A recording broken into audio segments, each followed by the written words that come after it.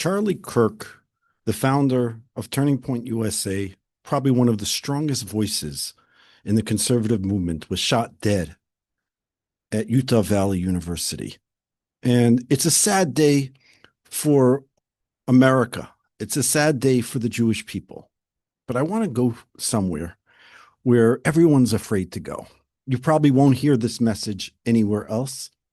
And what I'm about to tell you might be a very harsh truth that many of us actually know, but are just really afraid to say this truth.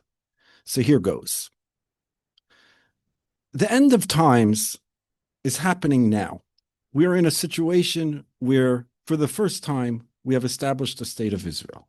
We have close to 7 million Jews living in Israel, and we have several million in America and around the world who still need to return. Now, the end game is that the Jews return. Now, I want to go back with you for a second and try to understand from a Jewish perspective what the end game for America is, because this might come as a surprise. And what was most hurtful to me was seeing the reaction of frum people on social media, how they reacted to this murder. And what I'm going to say again, take it as my opinion, but I think this opinion we'll see, is actually perhaps the Torah opinion. And I think there's some very deep underlying message over here that all Jews need to understand and would benefit from at least hearing these words. So even if you don't agree with me, that's fine. But I want at least to address the elephant in the room. So I'm going to start a little biblical, but then we'll get down to the meat and potatoes. We'll get down to what exactly this means. You see, the prophets, all the Nevi'im, talk about the end of time, and even the Chumash, the Bible, talks about the end of time.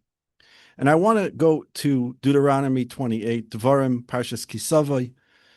There are 53 verses of curses. And the final curse, the final verse says that God will return the Egyptians against the Jewish people on boats. And the final words of the curse is, V'ismakartem lo'ovecho ve'ein koneh. You will be sold as slaves. V'ismakartem sham la'avodim lo'ovecho la'avodim v'lishvachot ve'ein koneh. You will be sold as slaves and nobody buys you. Let me ask you a question. What does that mean? That you are captive and you're stuck and you're put on a slave market and nobody's buying. Says the Zohar, this means that the final days will be that the Jewish people will be sold, will be v'hismakartem. It doesn't say that they will be sold. It says that their hearts will feel like they're sold on exile. The dream of exile will be sold to them. Ve'ein koneh, says the Zohar, nobody will buy it. The Egyptians will not buy it. The people in exile will not buy it. What does this mean? Very simple. In Micha it says, and this is a major idea in Judaism, that the final redemption will be exactly like the redemption of Egypt. So let's look at Egypt for a second. What happened in Egypt? Pharaoh, God says, Moshe says to Pharaoh, send the Jews out. And the song, everybody says, let my people go. It doesn't say, let my people go. It says, send my people out. The job of the Egyptians, and the reason why God sent Moshe, and the reason why they had 10 plagues, was because God wanted the Egyptians to send us out. Their job, the job of the Goyim, is to send the Jews to Eretz Yisrael. It's not enough that we escape. God could have smitten Pharaoh and said, now the Jews run. We weren't running. We weren't escaping. It's not about leaving the exile. It's about being sent out from the exile by the Mitzvim.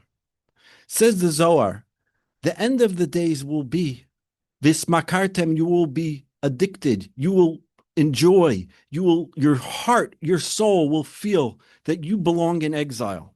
Ve'en koneh and the goyim don't buy it. They say, no, you don't belong. You are not part of us. You are the oil. We are the water. The water lifts the oil up and sends it to Eretz Yisrael. We can never actually become part of the goyim. We are not the goyim.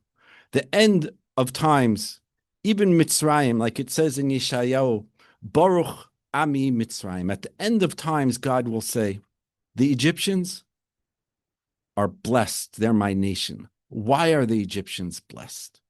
Because they are doing their job. Their job is to send the Jewish people to Eretz Yisrael.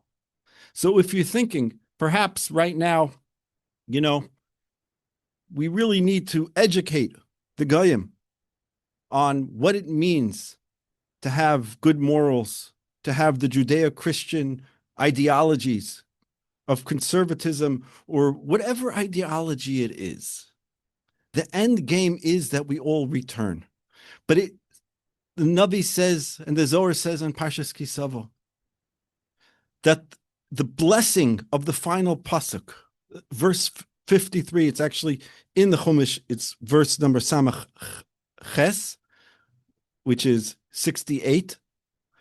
That verse is actually a blessing. The ultimate blessing is that we don't fit in. Vismakartem, and we're sold. Ve'en koneh, and nobody buys us. We can't actually assimilate. That's the ultimate thing.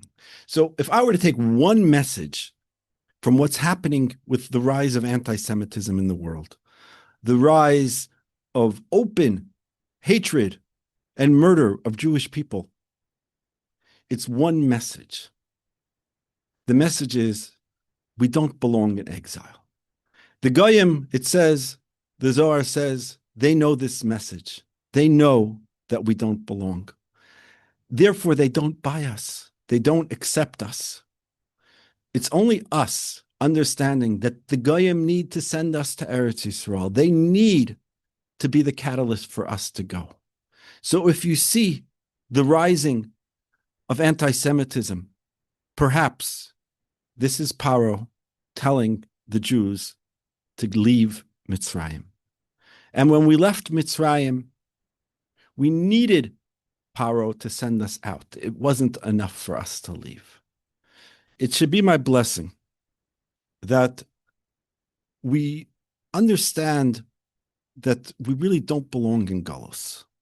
That yes, it may take time, and not everybody could get up and move, but ultimately, we don't belong in another nation. We belong as one nation in the land of Eretz Yisrael. That's the ultimate goal.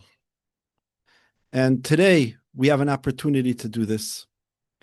And as long as we know this in our hearts, that the redemption will not come from us educating our enemies.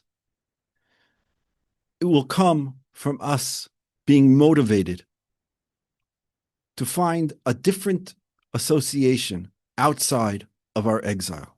I'll end with the beautiful words of the Chedushei Arim, the grandfather of the Sfas Emes. He says that the definition of Galus is, the definition of Geula is when we don't enjoy Galus anymore. We don't enjoy the exile. To stop loving being in exile.